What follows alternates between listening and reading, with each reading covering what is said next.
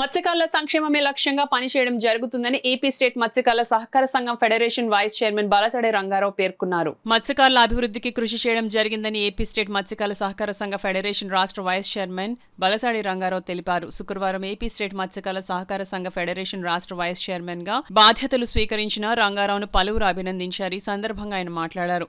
రాష్ట్ర మత్స్యకారుల శిక్షణా కేంద్రంలో 1970 బ్యాచ్లో శిక్షణ తీసుకోవడం జరిగిందని, దాని ద్వారా మత్స్యకారుల అభివృద్ధి కృషి చేయడం జరుగుతుందని తెలిపారు. కూటమి ప్రభుత్వం మత్స్యకారులకు అండగా ఉంటుందన్నారు. వారి జీవనోపాధి మెరుగుపరిచేందుకు అనేక సంక్షేమ పథకాలు అమలు చేయడం జరుగుతుందని తెలిపారు.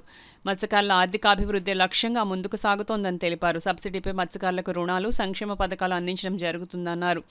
తనకి పదవి కేటాయించిన ముఖ్యమంత్రి చంద్రబాబు నాయుడు, ముఖ్యమంత్రి పవన్ కళ్యాణ్, రాష్ట్ర మంత్రి లోకేష్, కాకినాడ సిటీ ఎమ్మెల్యే వనమాడి కొండబాబుకు ప్రత్యేకంగా అభినందనలు తెలిపారు. ఈ కార్యక్రమంలో జై శ్రీరామ్, ఎస్ శ్రీనివాసరావు, పి మౌళి, రెడ్డి నాయుడు, వనమాడి సత్యబాబు, వనమాడి పెద్ద ధర్మారావు, బలసాడి నారాయణమూర్తి తదితరులు పాల్గొన్నారు.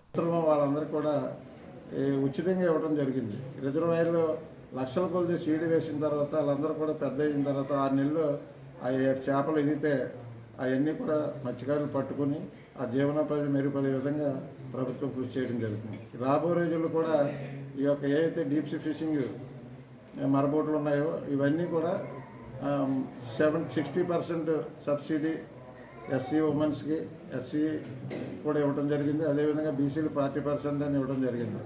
కేంద్ర ప్రభుత్వం 50 యూనిట్లు ఇస్తే ఇప్పుడు మనం 4 యూనిట్లే ఖర్చు చేయడం జరిగింది. గౌరవ ముఖ్యమంత్రి గారు మా క్యాబినెట్లు కూడా చెప్పడం జరిగింది. మత్స్యశాఖ మరి ఏంటి ఇబ్బందులు ఉంటే చెప్పమంటే మన ప్రిన్సిపల్ సెక్రటరీ కూడా చాలా చక్కగా చెప్పడం జరిగింది.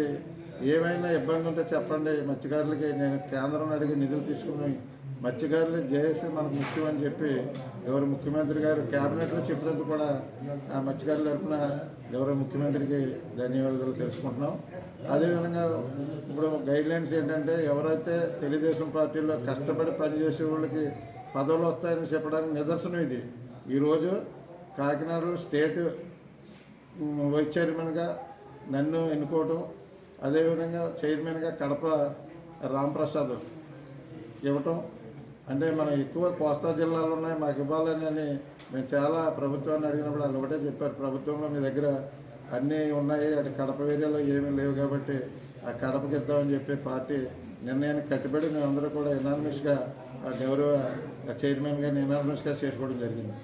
అదేవిధంగా మేము కూడా కోస్తా జిల్లాలో ఉన్నాం, అందుకని కాకినాడ హెడ్ క్వార్టర్ ఫిషర్మెన్కి ఈ యొక్క కోస్తా 9 జిల్లాల్లో కూడా కాకినాడ హెడ్ క్వార్టర్లో మంచి ఇక్కడ ఉన్నటువంటి సదుపాయాలు, బోట్ యార్డ్ ఇక్కడ ఉంది ఆ రాష్ట్రంలో, అలాగే స్టేట్ ఇన్స్టిట్యూట్ ట్రైనింగ్ ఇన్స్టిట్యూట్ ఉంది ఇక్కడ.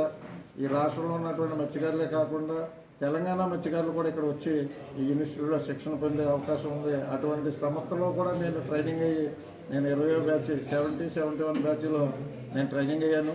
అదే సంస్థలో నాకు సన్మానం చేయడం నాకు చాలా సంతోషంగా ఉంది.